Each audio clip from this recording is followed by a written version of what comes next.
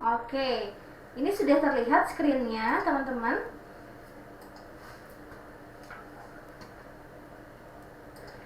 Oke, nomor 6. Nomor 6 ini soalnya berkaitan dengan apa namanya? Ini jalur pegunungan, ya.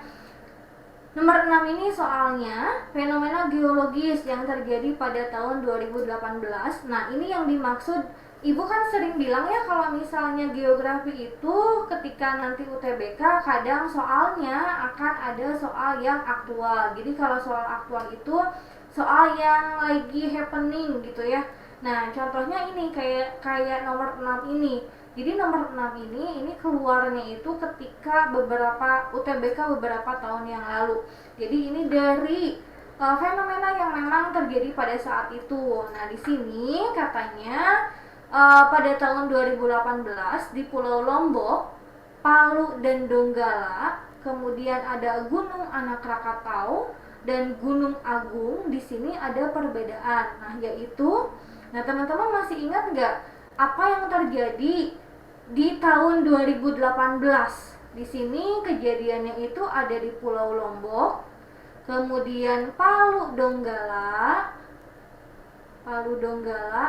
Gunung Anak Rakatau, sama Gunung Agung. Apa yang terjadi pada saat itu? Ada yang masih ingat? Gempa Lombok itu yang jelas Lomboknya hancur lah Bu. Lombok, tapi Mm-mm, mm-mm, nggak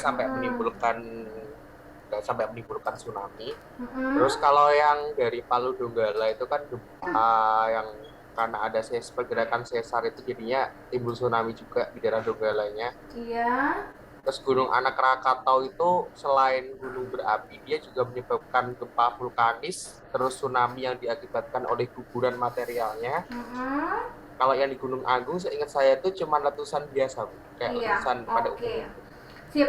Pokoknya kurang lebih seperti itu ya. Jadi fenomenanya hampir mirip-mirip. Jadi kalau yang di Lombok itu kalau nggak salah ya sampai ada, yang bagus itu Gili Trawangan. Nah, Gili Trawangan itu sampai hancur ya.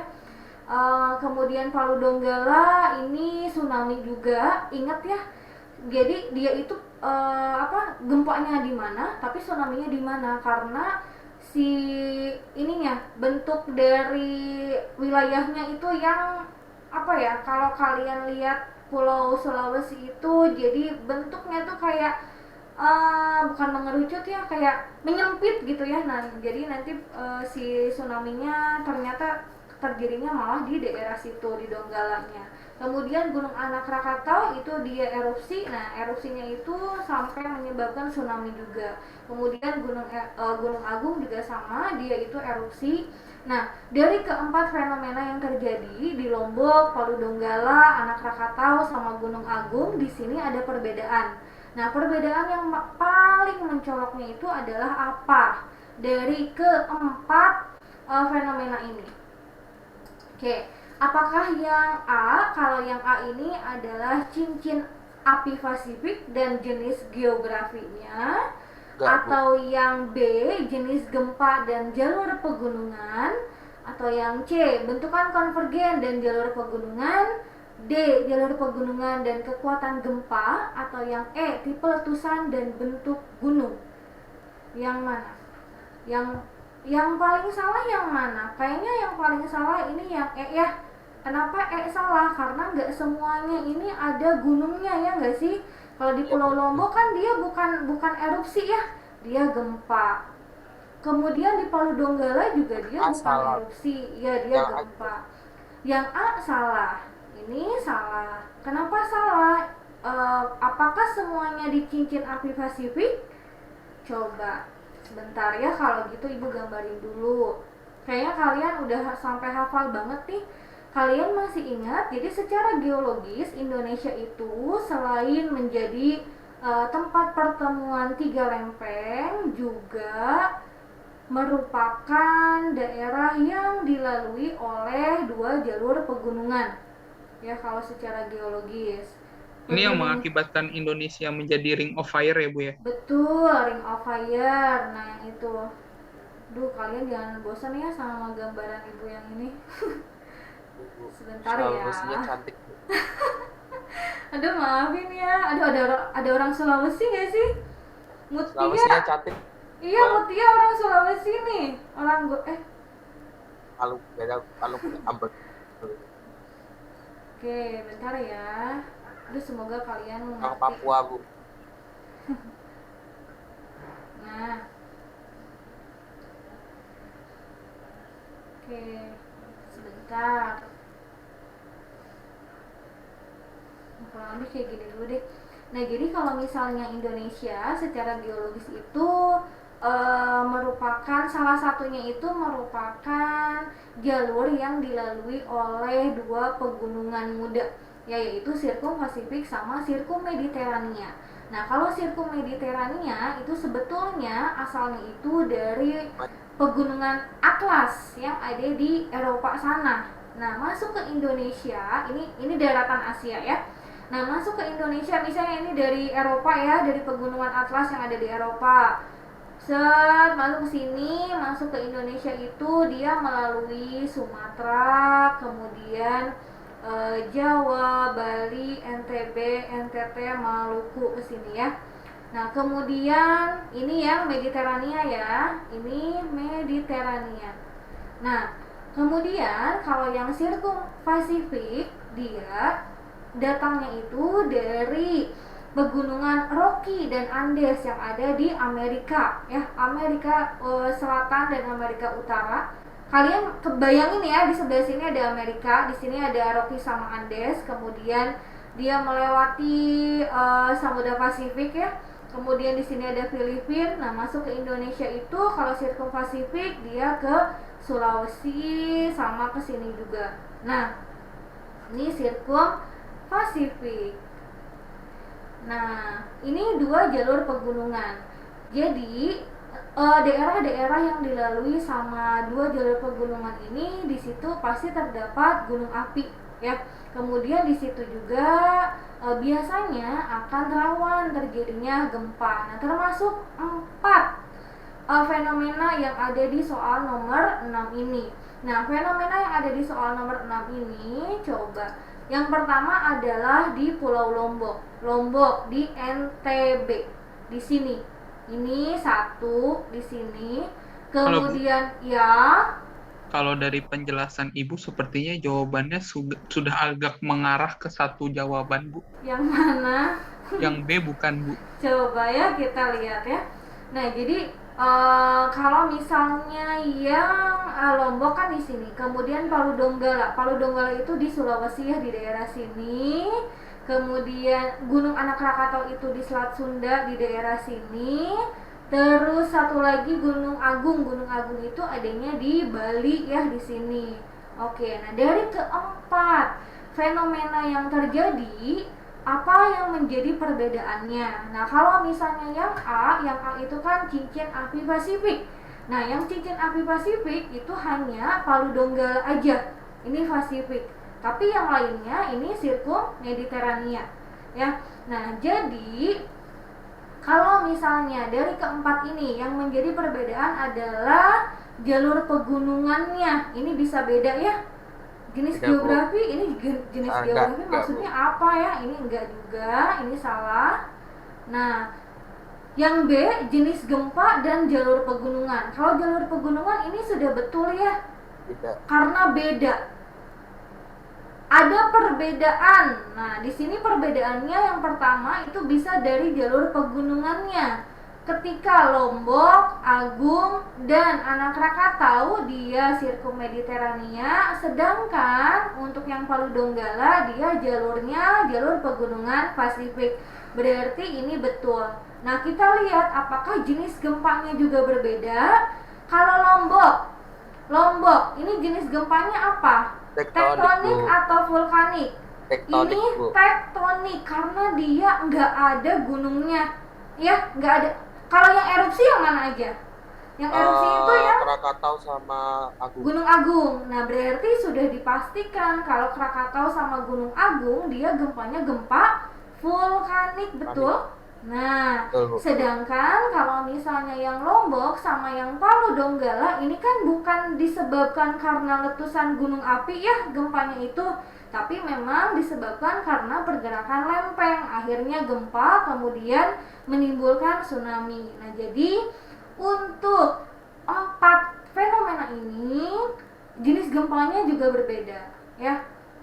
Palu Donggala dan Lombok ini gempanya gempa tektonik, sedangkan untuk Gunung Agung dan Gunung Anak Rakatau sebenarnya ini dari namanya aja udah kelihatan ya, ini ada gunungnya, ini pasti gempanya gempa vulkanik ya.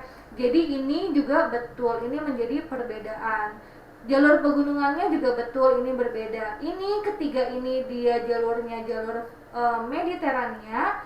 Kalau yang Palu Donggala dia jalurnya yang Sirkum Pasifik ya. Ini betul. Jadi jawabannya udah langsung kelihatan ya Safa ya. Jadi jawaban yang betul adalah yang B. Jenis gempa dan jalur pegunungan. Nah kalau yang C bentukan konvergen ini kayaknya enggak juga ya. Kekuatan gempa sebenarnya kekuatan gempa agak rancu sih ya, ini jalur pegunungannya betul, tapi yang paling kelihatan ketara banget itu adalah jenis gempanya. Tipe letusan ini udah pasti salah karena nggak semuanya itu merupakan erupsi gunung. Jadi yang paling tepat jawabannya adalah yang B. Yang menjadi perbedaan dari keempat fenomena yang ada di atas tahun 2018 ya, yang terjadi pada tahun 2018 itu adalah dari jenis gempanya, ada yang tektonik dan ada yang vulkanik, dan jalur pegunungannya. 3 merupakan jalur pegunungan Mediterania dan 1 merupakan jalur pegunungan Pasifik. Seperti itu ya. Oke, bisa dimengerti? Lanjut ya. Ngerti kan ya? Insya Allah ngerti. Kita lanjut nomor 7. Nah, nomor 7 ini masih berkaitan dengan jalur pegunungan juga.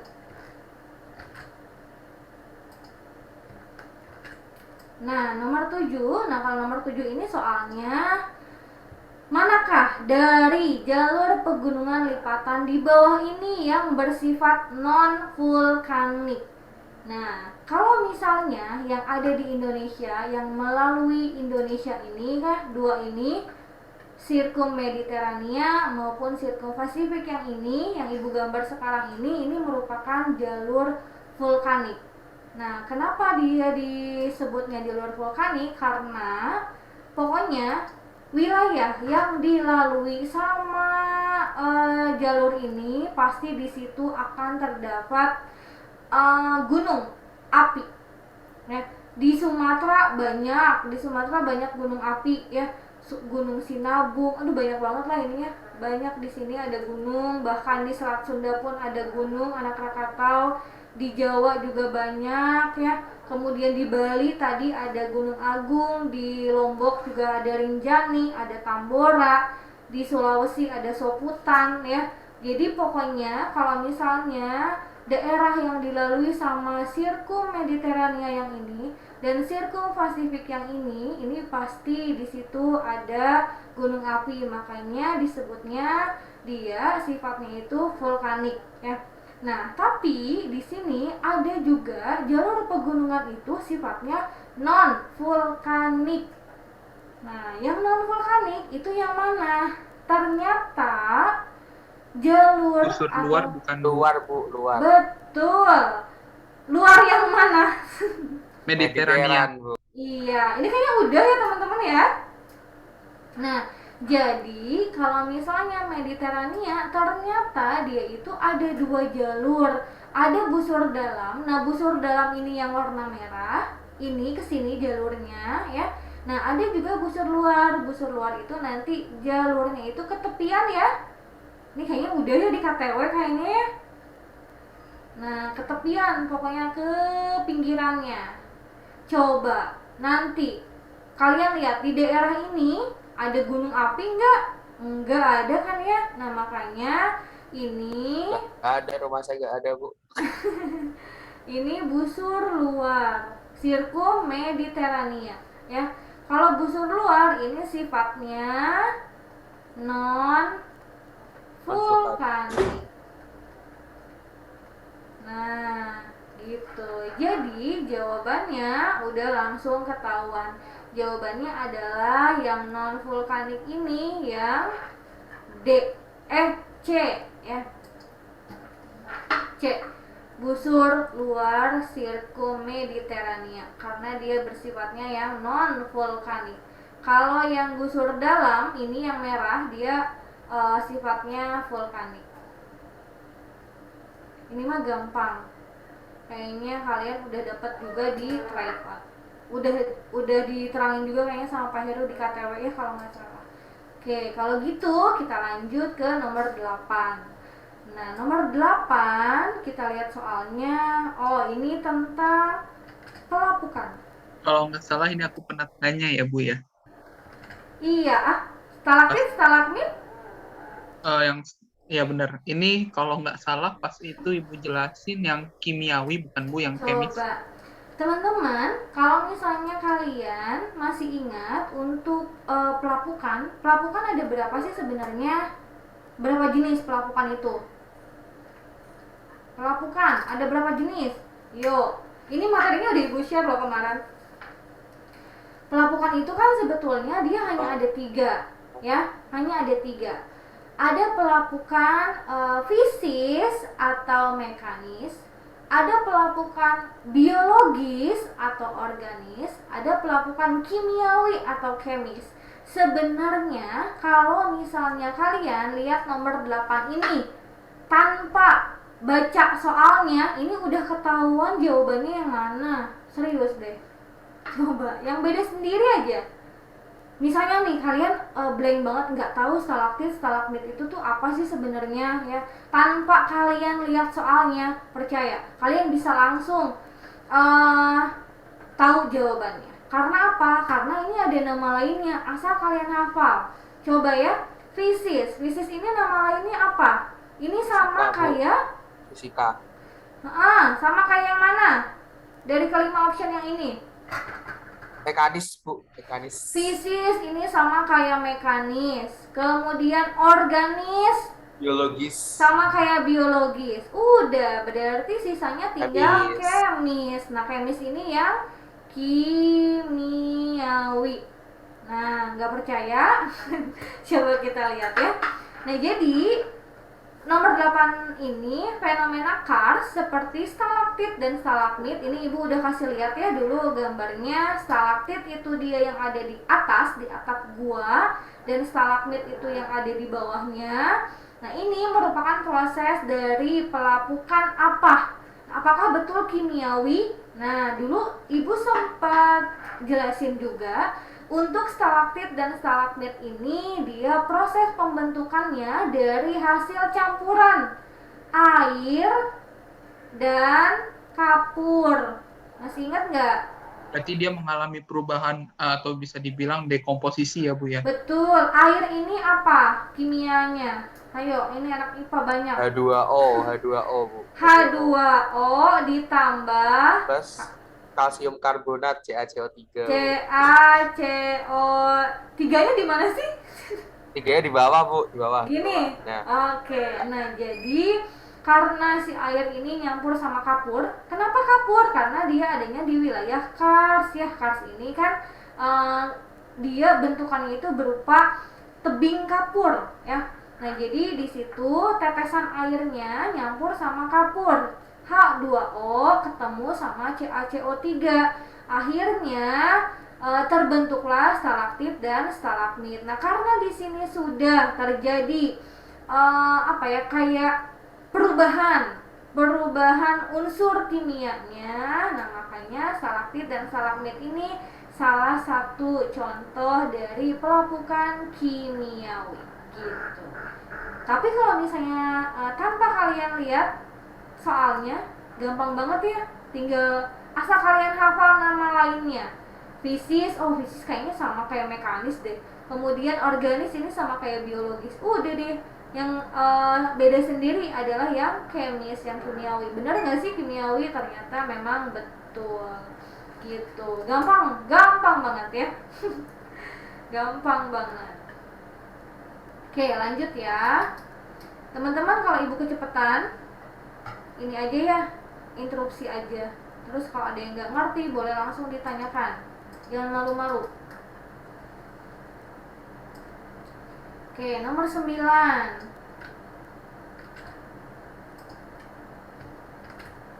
Nah, nomor 9.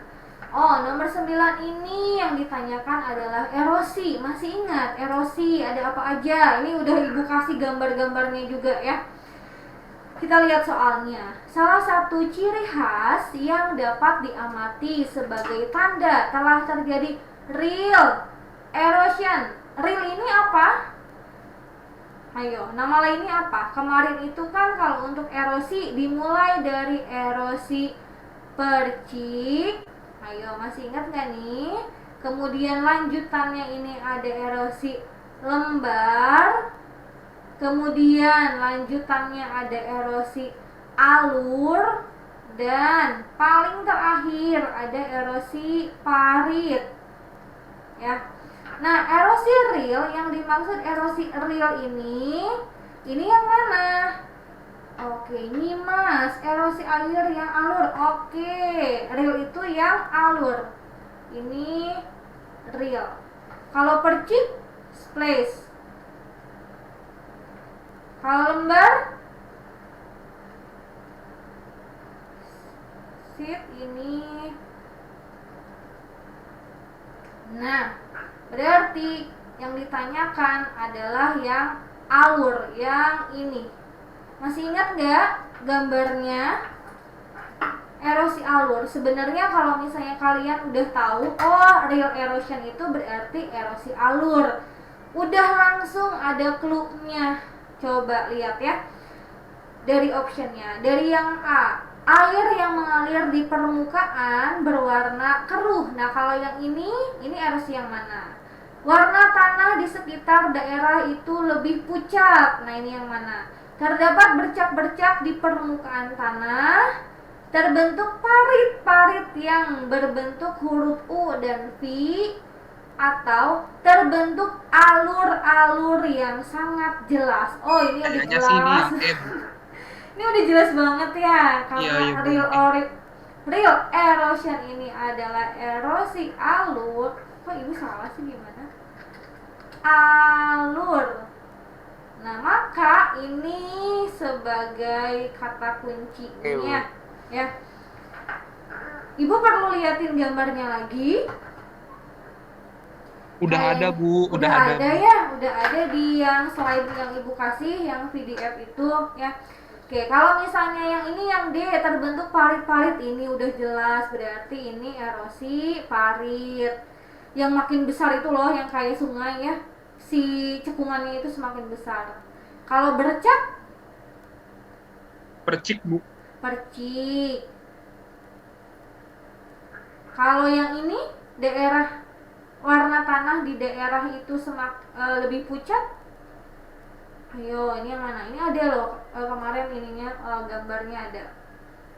Ini erosi lembar. Air yang mengalir di permukaan berwarna keruh. Ini sebenarnya ya, ini bisa percik, bisa lembar ini.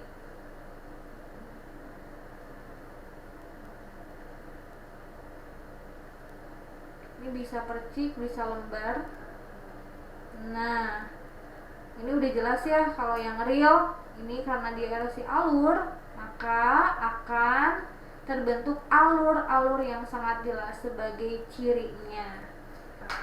Oke, masih ingat ya? Semoga masih ingat gambarnya. Jadi ibu nggak usah nampilin lagi. Sip. Ini nomor 9.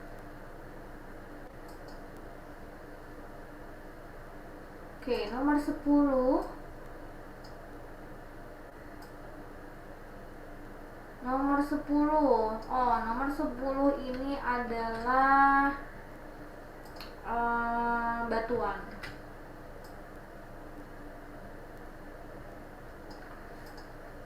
Nomor 10. Soalnya jenis batuan yang sifat-sifatnya berubah. Aduh, ini mah udah ketahuan Sama, banget. Bu. Sama. Iya, ini langsung ya ada kata kuncinya. Di sini katanya si batuannya itu sifatnya berubah sebagai akibat dari tekanan yang kuat dan suhu yang tinggi. Batuan itu kan ada 3 jenisnya. Ada batuan beku, ada batuan sedimen, dan yang terakhir ada batuan metamorf. Nah, semua batuan ini cikal bakalnya adalah magma. Ketika magma yang tadinya masih panas, masih cair, kemudian akhirnya dia membeku, maka nanti akan membentuk batuan beku. Nah, si batuan beku ini dia bisa diendapkan di mana dan diendapkannya itu oleh apa ya? Nanti akan terbentuk batuan sedimen. Nah, dari batuan beku dan batuan sedimen ini bisa berubah menjadi batuan metamorf ketika dia mengalami pengaruh dari tekanan yang kuat atau suhu yang tinggi. Dari di sini ya, dari kata kuncinya aja yang berubah ini udah langsung kelihatan. Kalau misalnya jenis batuan yang dimaksud adalah jenis batuan metamorf. Oke. Sip. Lanjut.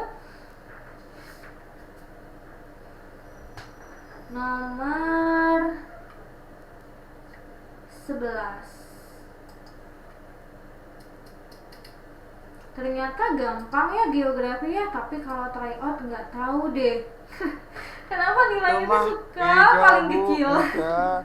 beda banget. Apa yang bedanya? Kan sama Di sini, aja. di sini ngerjainnya berdasarkan soal sekolah, Bu. Di triad berdasarkan ngerjain soal KSNP geografi, Bu. Oke. Nah, nomor 11 ini tanah juga ya, ini pedosfer, tanah. Tanah-tanah pertanian yang terlalu asam. Oke, berarti pH-nya itu terlalu asam. Kalau yang bagus, yang dia itu cocok untuk pertanian, kan itu pH-nya harus netral ya. Nah, netral itu berarti antara 7. Nah, nggak boleh terlalu asam atau nggak boleh juga terlalu basah. Nah, makanya nanti ketika tanah pertanian yang terlalu asam, agar netral, maka dinetralinnya itu tuh dengan cara apa? Kalau di sini asam, pasti buat netralinnya itu harus dikasih basah. Nah, kalau tanahnya basah, buat netralinnya harus dikasih asam. Di antara kelima option ini, ya, mana yang sifatnya basah? Kapur, Bu. Pengkapuran. Oke, betul. Teman-teman yang IPA kayaknya udah pada hafal ya. Nah, jadi di sini ada sulfur atau belerang, kemudian urea. Urea itu pupuk juga ya. Kemudian ada pupuk kandang, ada pupuk TSP atau KCI. Nah, sama ada pengapuran. Dari kelima option yang ini, ternyata yang sifatnya basah adalah yang kapur. Makanya kayaknya kalau anak-anak pertanian ya, yang kuliahnya di pertanian, dia itu kalau misalnya ternyata tanahnya terlalu asam, suka ditabur-taburin kapur ya, biar si tanahnya itu jadi netral. Kalau yang asam dikasih basah, kalau yang basah dikasih asam ya. Jadi kalau misalnya tanahnya terlalu asam itu juga nggak bagus, kalau terlalu basah juga nggak bagus. Harus netral, sekitar pH-nya itu sekitar 7. Oke. Lanjut.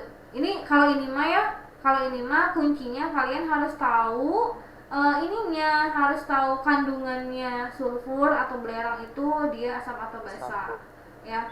Urea, pupuk kandang, pupuk TSP ini juga asam atau basa. Sip. Lanjut.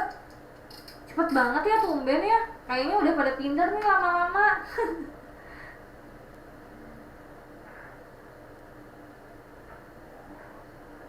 Bu, mau ngasih tahu aja, Bu.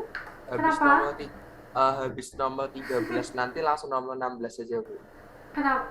Sama ya soalnya. 14 sama 13 sama, terus 15 juga udah Ah. pernah sebelumnya. Oh, oke. Siap. Sip. Suka ada kadang kalau soalnya kalau nomornya ngacak, kadang ada soal yang udah ya. Oke, kita lihat nomor 12. Oke, nomor 12. Oh, nomor 12 ini berkaitan dengan teori pembentukan bumi. Teman-teman ada yang masih ingat nggak? Masih Teori Bu, continental drift. Masih ingat? Jadi Alfred di Wegener Bu. sini Alfred Wegener tak ada 5 pernyataan. Pernyataan nomor satu adalah batuan dasar laut lebih muda daripada di atasnya. Yang nomor 2, terbentuknya Laurasia dan Gondwana. Nomor 3, terjadinya gempa vulkanik. Nomor 4, India terus mendesak Asia. Sama nomor 5 ini terjadinya gempa tektonik. Nah, di sini dari kelima pernyataan di atas, mana yang merupakan bukti pergerakan lempeng di permukaan bumi? Coba. Oke, yang paling gampang itu kita cari dulu yang kayaknya paling salah yang mana? Satu Bu, satu udah jelas salah. Why?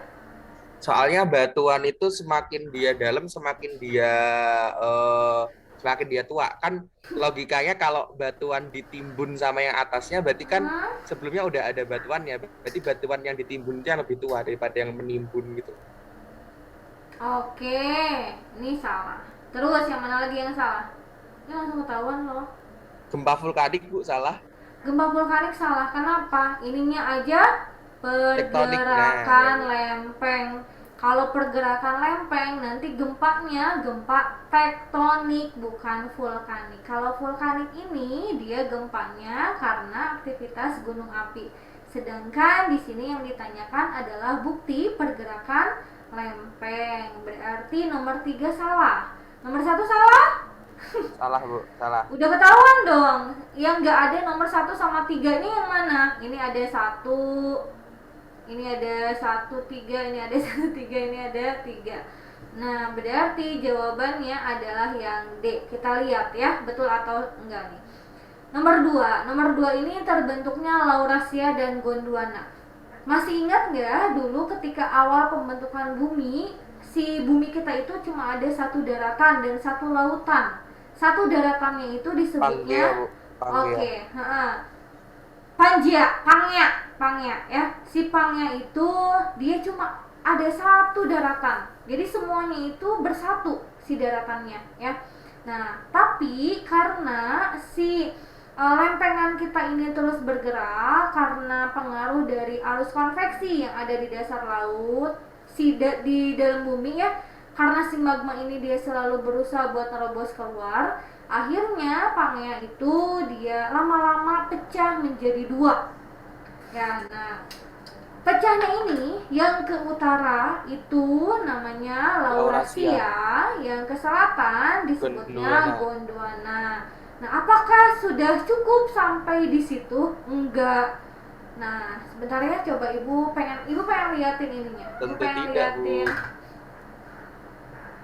Sebentar ya teman-teman, ibu pengen liatin proses pecah-pecahnya.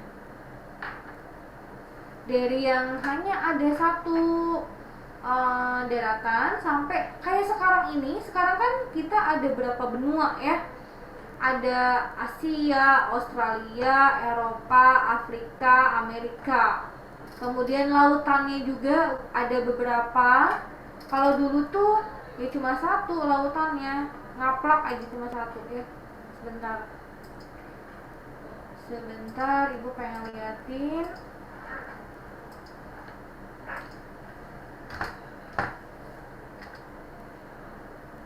Ini teori pembentukan bumi ya, teori continental drift atau teori apung benua kalau bahasa Indonesianya. Ini ketika kelas 10 kalian kayaknya udah di ajarkan di sekolah harusnya. Sebentar, mana ya? Ibu coba.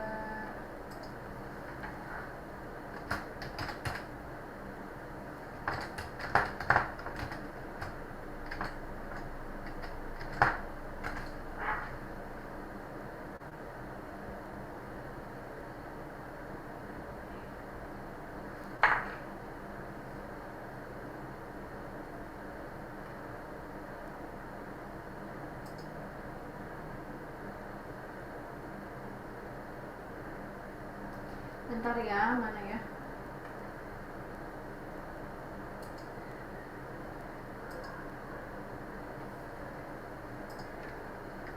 Nah, kurang lebih seperti ini teman-teman. Nah, jadi dulu ketika awal pembentukan bumi itu dia hanya ada satu daratan, disebutnya ini Pangea ya.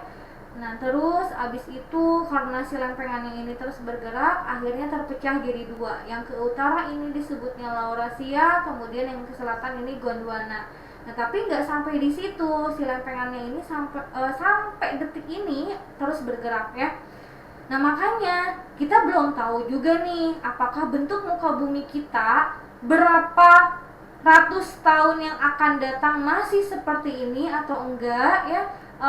Mungkin aja nanti tuh ada yang bergeser, kan kayak misalnya Greenland juga itu tuh setiap tahun dia bergeser ya, tapi memang bergesernya itu hanya berapa senti, jadi nggak terlalu ketara. Cuma kalau misalnya dalam jangka waktu yang lama gitu ya, berapa ratus tahun, itu pasti akan kelihatan juga perbedaannya. Nah, ini Laurasia dan Gondwana kemudian pecah lagi ya, pecah. Nah, ini siapa? Ini siapa lagi? Ini apa ini? Ini adalah India. Nah, si India ini kalau misalnya ada videonya ya, India ini tuh yang pergerakannya cukup agresif. Cukup apa ya? Dia tuh ini banget gitu. Pergerakannya tuh lumayan cepat. Dia dari sini yang tadinya nempel di Afrika ya, ini cikal bakal Afrika kan ya. Nah, tadinya kan nempel di sini nih di Afrika. Nah, dia tuh pergerakannya lumayan cepat, set, nanti akhirnya dia akan nempel ke sini nih, ke Asia. Nah, sampai akhirnya bentuk muka bumi kita sekarang ini seperti ini. Di sini ada Amerika Utara, Amerika Selatan, kemudian ada Afrika, di sini ada Eropa, ada Asia, ada Australia, di sini ada Antartika. Nah, dulu ini tuh bersatu, makanya salah satu buktinya itu adalah kesamaan batuan, kemudian juga kesamaan flora dan fauna ya. Contohnya aja yang ada di Indonesia, misalnya di Indonesia Timur, di Papua itu ada walabi yang kayak kanguru itu ya, sejenis kanguru itu kan sama kayak yang ada di Australia. Kalau misalnya dulunya Australia sama Indonesia bagian timur ini emang dulunya udah terpisahkan sama lautan, kayaknya nggak mungkin deh si kanguru itu dia bisa loncat gitu ya ke Papua, nggak mungkin. Jadi mungkin kayaknya memang dulunya pernah bersatu, makanya faunanya dia bisa sama. Kemudian kesamaan formasi batuan, kesamaan garis pantai. Nah, garis pantai Amerika Selatan dengan Afrika ini kayaknya kalau disatuin kayak puzzle gitu, ini kayaknya cocok gitu. Nah, ini betul ya, berarti nomor 2 betul. Terbentuknya Laurasia dan Gondwana ini, fase ini. Kemudian India terus mendesak Asia, ini juga betul yang ini ya. Kemudian ini terjadinya gempa tektonik, betul, karena dia pergerakan lempeng, makanya gempanya gempa tektonik bukan gempa vulkanik. Berarti betul jawabannya adalah yang 2, 4, dan 5 gitu. Ini teori continental drift. Oke, sip, ngerti ya? Oke, nomor 13. Nomor 13 ini kayaknya kita belum bahas di Babelitosfer ya. karena ini mah harusnya sih di bab tersendiri ya. Ini tuh pembentukan tata surya. Di sini aja deh. Oke. Nomor 13. Nah, kalau nomor 12 tadi itu merupakan teori pembentukan bumi. Kalau nomor 13 ini teori pembentukan tata surya. Nah, nanti ada satu lagi, teori pembentukan jagat raya. Jangan sampai tertukar. Kalau misalnya jagat raya itu yang paling yang paling terkenal itu adalah Big Bang, ledakan besar ya. Kalau tata surya, nah kalau tata surya ini salah satunya ada yang teori nebula ini, teori kabut nebula ya. Tapi nanti masih banyak yang lainnya. Jadi jangan sampai tertukar mana yang teori jagat raya, mana yang teori tata surya, dan mana yang teori pembentukan bumi. Kita lihat nomor 13, terbentuknya tata surya menurut teori kabut nebula. Nah, ini kayaknya dari namanya aja tuh udah langsung kelihatan jawabannya yang mana. Oleh Immanuel Kant, ini yang D. mana? D, Bu, D. D. D. Kita lihat. Beberapa bintang di langit awal terbentuknya tata surya. Adanya bintang yang bergerak ke matahari. Adanya gaya gravitasi antara matahari dan bintang. Adanya kabut bola bersuhu rendah. Adanya kabut bola bersuhu tinggi. Di sini teori Bu. Saya salah lihat. Bu. Di sini teorinya teori kabut, jadi udah pasti di situ pasti awalnya ya si tata surya ini dia dari kabut. Nah, kabut ini yang suhunya itu rendah apa yang tinggi? Suhunya yang tinggi ya, karena pembentukan tata surya sendiri ini tidak terlepas dari pembentukan jagat raya juga ya. Kemudian pokoknya kan dulu muka bumi kita aja tuh awalnya suhunya tinggi banget ya. Sebentar, Ibu kasih lihat gambarnya. Teori nebula.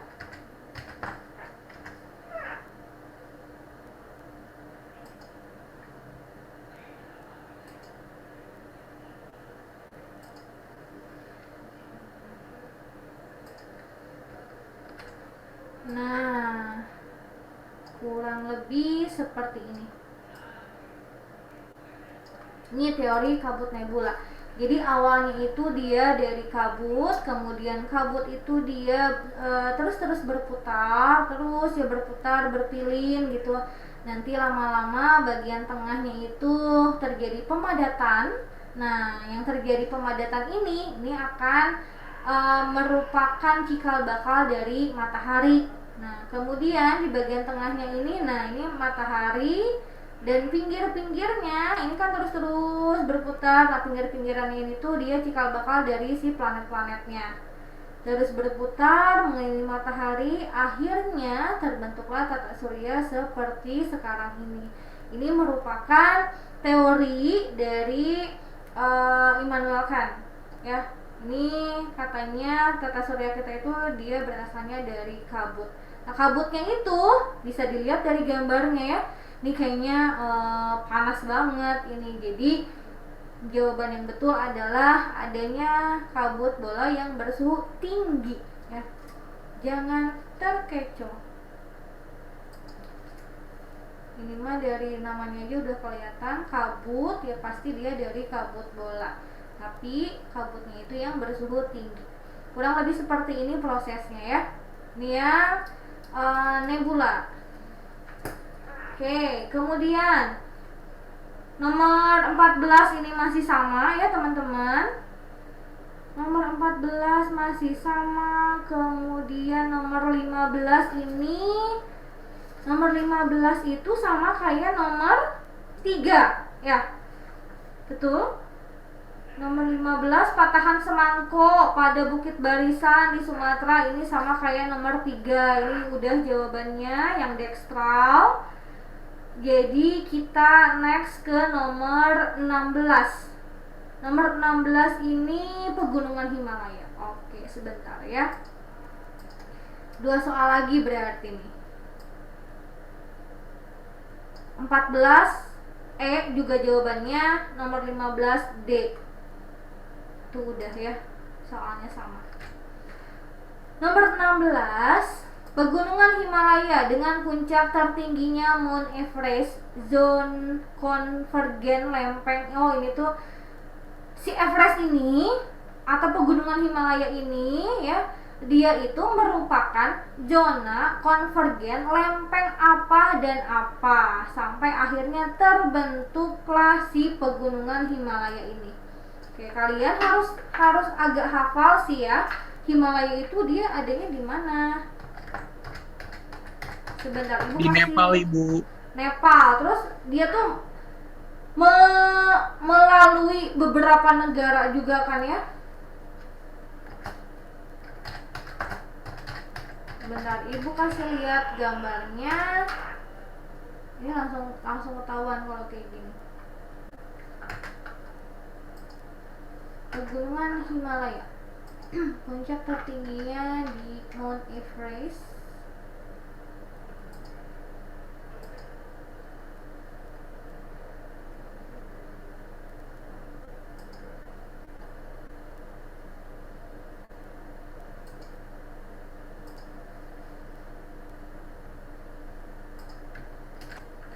Nah, ini dia.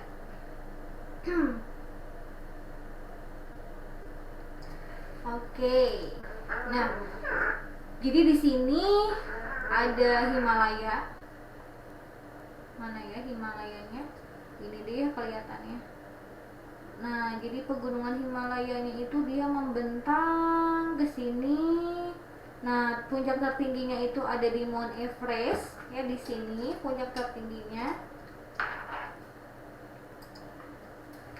Puncak tertingginya ada di sini kurang lebih. Nah, pegunungan Himalaya ini yang membentang ya, dia meliputi beberapa negara ke sini. Ini merupakan dampak dari pergerakan konvergen. Berarti kalau konvergen itu lempengannya dia saling bertumbukan ya, sampai akhirnya terjadilah sebuah lipatan pegunungan. Di sini yang terbentuk adalah pegunungan Himalaya. Nah, udah langsung kelihatan ya, ini merupakan konvergen antara lempeng apa dengan apa. Di sini langsung ada lempeng Indian sama Eurasian. Nah, jadi jawabannya yang mana? Langsung ketahuan ini mah. Jawabannya adalah yang A, India dan lempeng benua Eurasia ya. Indo Australia mah ini mah yang di dekat kita ya, sama Eurasia mah ini yang di dekat kita. Eropa, kalau Eropa kayaknya kejauhan ya. Yang paling betul jawabannya adalah ini, lempeng India sama lempeng Eurasia. Dia bertumbukan sampai akhirnya terjadi nih ya, di konvergennya nih bertumbukan nih. Nah, sampai akhirnya terbentuklah sebuah lipatan, yaitu pegunungan Himalaya ini membentang lumayan panjang dengan puncak tertingginya Mount Everest di daerah sini. Seperti itu. Ini merupakan pergerakan lempeng antara lempeng India dan lempeng Eurasia. Oke, sip. Langsung ketahuan ya jawabannya. Satu lagi, terakhir, nomor 17.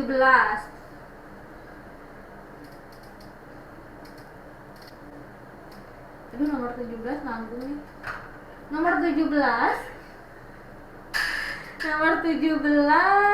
ini masih teori tata surya ya. Nah, kalau tadi kita udah tahu teori kabut, nah sekarang akan ada teori-teori yang lain.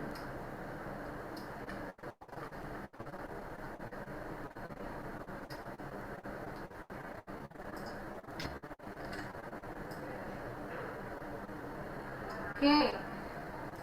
Apabila mengacu pada pola ukuran planet dalam tata surya, maka teori atau hipotesis yang paling mendekati adalah yang mana? jadi kan kalau misalnya planet yang ada di tata surya kita, Merkurius, Venus, Bumi, Mars, Jupiter, Saturnus, Uranus, Neptunus, apakah ukurannya enggak? Ya, ukurannya ada yang ukurannya kecil, ada yang ukurannya besar.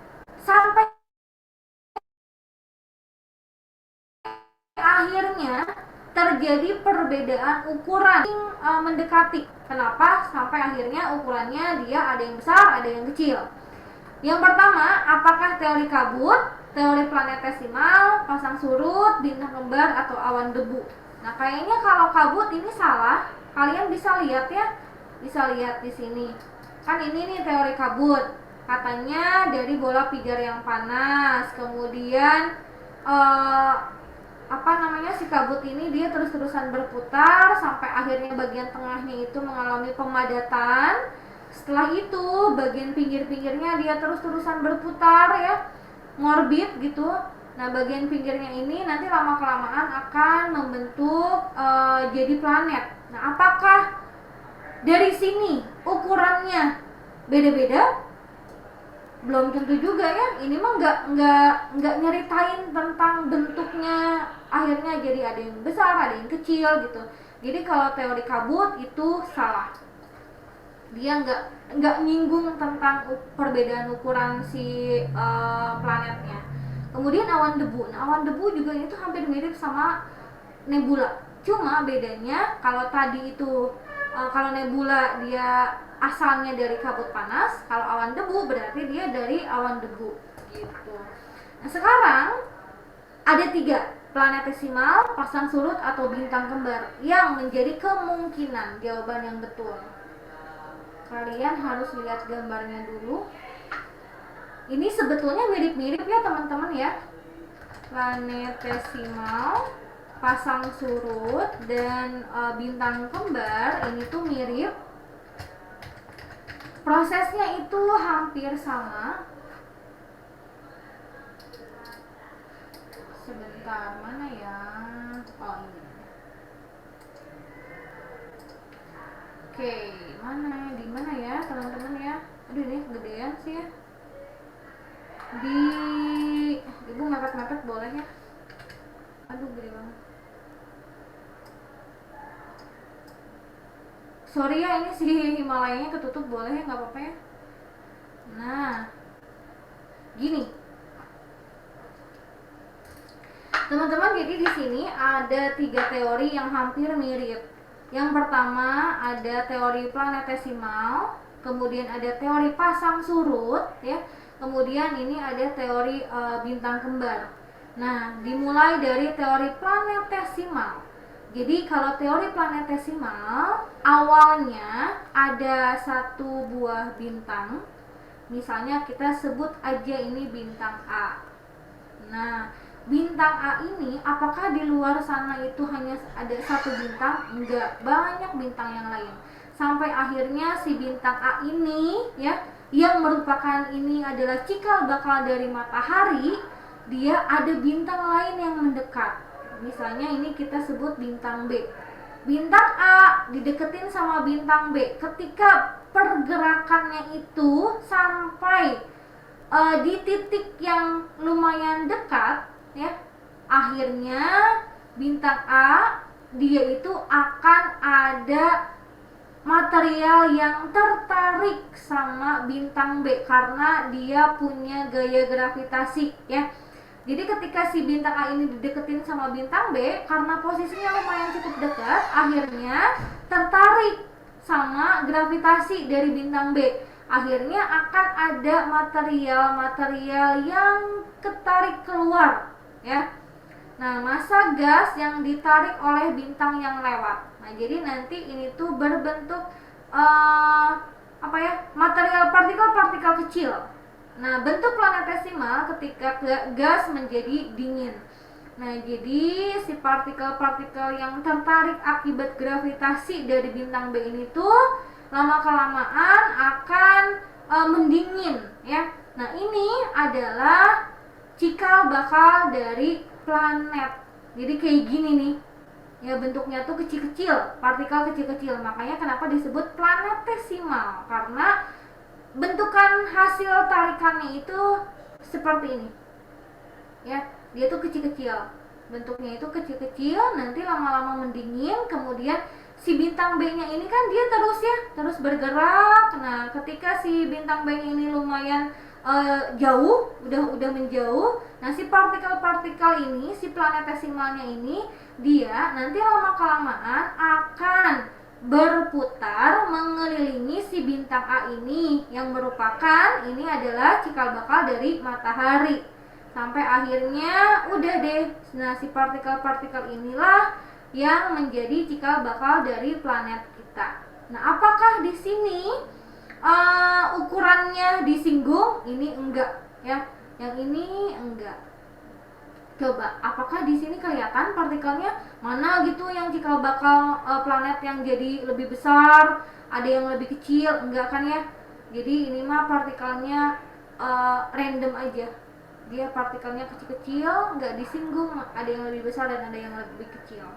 Pokoknya ketika si bintang B-nya ini dia menjauh, nah si partikel ini tuh nanti lama-kelamaan akan ngorbit, akan berputar mengelilingi bintang A yang merupakan cikal bakal dari matahari. Nah, planetesimal berarti enggak. Ini kan yang menjadi yang di garis bawahinya itu adalah pola ukuran planet. Nah, di sini nggak disebutkan ya. Oke. Kemudian yang kedua, yang kedua itu adalah teori pasang surut. Nah, teori pasang surut ini hampir sama kayak yang planetesimal untuk prosesnya. Jadi pertama itu dia ada bintang A, kemudian ada yang bintang yang lewat, ini bintang B lewat. Nah, tapi menurut teori pasang surut, partikel yang ketariknya itu bukan berupa planetesimal atau bukan berupa planet-planet kecil seperti ini ya, tapi berupa membentuk seperti cerutu. Jadi gitu. Bentuknya tuh kayak pasang surut. Nah, kalau di zoom bentuknya tuh kayak gini nih. Gitu. Nah, seperti ini. Ketika ada bintang B yang lewat, jadi nanti dia ada gaya gravitasi yang menarik partikel dari si bintang A ini. Nah, partikel yang tertariknya itu kayak gini bentukannya, ya, bukan berupa partikel-partikel kecil kayak gini, ya, kayak yang si planetesimal ini. Nah, akhirnya karena bentuknya itu apa ya, itu kalau misalnya disebutkan sih itu katanya bentuknya itu seperti cerutu katanya, tapi ini mah kayak apa ya, pokoknya pipih lonjong seperti ini ya. Nah, ini nanti yang akan menjadi planet. Di sini ada Merkurius, ada Venus, Bumi, Mars, kemudian di tengahnya ini ada Jupiter, ada Saturnus, ada Uranus, Neptunus. Oh, ini Pluto masih ada. Ini Pluto kita coret aja ya. Nah, seperti itu. Jadi karena material yang tertariknya seperti ini bentuknya, maka nanti ketika yang di tengah nih ya, yang di tengah dia kan lebih yang lebih gede gitu ya, ukurannya lebih luas gitu si ininya kan, ini mah mengerucut ya, ke pinggir-pinggirnya itu mengerucut. Jadi Merkurius dia lebih kecil, makin ke tengah dia lebih gede, kemudian ke sininya kecil lagi. Nah, jadi kalau misalnya mengacu pada pola ukuran, udah kelihatan ya teman-teman ya, yang paling mendekati adalah yang teori pasang surut yang ini. Karena lihat, kalian bisa lihat sendiri dari gambarnya, karena bentuk yang tertariknya seperti ini ya, yang menyebabkan sebelah sini mah ini kan kecil gitu ya, kecil, nah makin kesini makin gede, nah gitu. Nah, yang pojok-pojok sini pasti dia kecil, yang di tengah dia pasti lebih gede. Nah, yang di tengahnya ini adalah Jupiter gitu. Jadi yang paling cocok atau paling mendekati untuk pola ukuran planet adalah yang pasang surut. Jawabannya adalah C. Nah, kalau yang bintang kembar seperti apa? Ini juga sebetulnya hampir mirip prosesnya. Jadi, kenapa disebutnya bintang kembar? Kalau yang planetesimal sama pasang surut ini kan awalnya satu doang ya. Ada bintang A, ini juga ada bintang A. Kemudian ada bintang yang lewat, bintang B, ini bintang B. Kemudian nanti ada partikel yang tertarik. Nah, yang membedakan antara planetesimal sama pasang surut adalah material yang tertariknya, bentuknya itu seperti apa. Nah, kalau yang bintang kembar, kenapa disebutnya bintang kembar? Awalnya itu ada dua bintangnya. Nah, ini tuh bintang A sama bintang B. Ada dua bintang. Kemudian ada bintang C, bintang ketiga. Nah, si bintang C ini tuh datang ya, mendekat. Nah, mendekatnya itu dia tuh nabrak, teman-teman. Nabrak salah satu bintang, ya. Nabrak salah satu bintang, yaitu si bintang A. Ketabrak nih ya, ketabrak sampai akhirnya si bintang A-nya ini tuh hancur, ya. Ini bintang A nih tadinya ketabrak, akhirnya dia hancur. Nah, hancurannya ini yang nanti akan menjadi partikel-partikel lebih kecil. Nah, partikel yang lebih kecilnya ini yang akan menjadi cikal bakal dari planet kita. Di sini kelihatannya ini ada Merkurius, Venus, Bumi, Mars, ini Jupiter, ini ada Saturnus gitu. Nah, si bintang C-nya ini dia terus bergerak menjauh gitu. Nah, nanti ini B ya. Nah, nanti si partikel hancuran, hasil hancuran dari bintang A-nya ini yang dia sudah membentuk cikal bakal dari planet, nanti ketika bintang C-nya udah menjauh, partikel ini nanti akan ngorbit atau mengelilingi bintang B ini yang masih hidup, ya. Atau ini tuh cikal bakal dari matahari kita. Nanti lama-lama dia mengelilingi si bintang B ini. Ini yang bintang kembar karena awalnya itu ada dua buah bintang. Itu yang menjadi perbedaannya. Oke, bisa dipahami perbedaannya antara tiga teori ini? Bisa, Bu. Bisa ya, gampang ya. Jadi kalau yang dilihatnya adalah pola ukuran planet, yang paling mendekati adalah yang teori pasang surut. Ini kelihatan banget ya. Nanti akan ada yang kecil, ada yang lebih besar karena materi yang tertariknya bentuknya seperti ini. Seperti itu. Oke, sip. Ini nomor 17 terakhir. Waktunya sudah habis juga. Minggu depan insya Allah kita ketemu lagi. Kita lanjut ke bab 3, kaji latih standar 3. Kayaknya ini masih tentang litosfer ya teman-teman ya. Masih litosfer juga. Jadi nanti kita akan langsung lanjut ke kaji latih standar 3. Oke. Sip, ini kayaknya waktunya sudah lebih. Sebelum Ibu tutup, ada yang mau ditanyakan dulu untuk pertemuan hari ini? Abel, Amel, Arya, Charlie, Fikri, Kalila, Ray, Mutia, Taufik, Nimas, ada Rahmi, ada Rao, Rifki, Safa, Sandi, dan Saima. Ada yang mau ditanyakan dulu sebelum Ibu tutup untuk pertemuan hari ini? Cukup? Mengerti? Semoga tryoutnya pun bisa ini ya, nilainya bisa bagus. Kenapa nilai tryout geografi itu suka pada kecil gitu ya, nggak ngerti. Sip. Oke, kalau tidak ada yang ditanyakan karena waktunya sudah habis, sudah lebih ya, berarti Ibu tutup untuk pertemuan hari ini. Terima kasih banyak atas perhatiannya. Semoga bisa bermanfaat. Assalamualaikum warahmatullahi wabarakatuh. Waalaikumsalam, Bu. Sehat-sehat ya semuanya ya.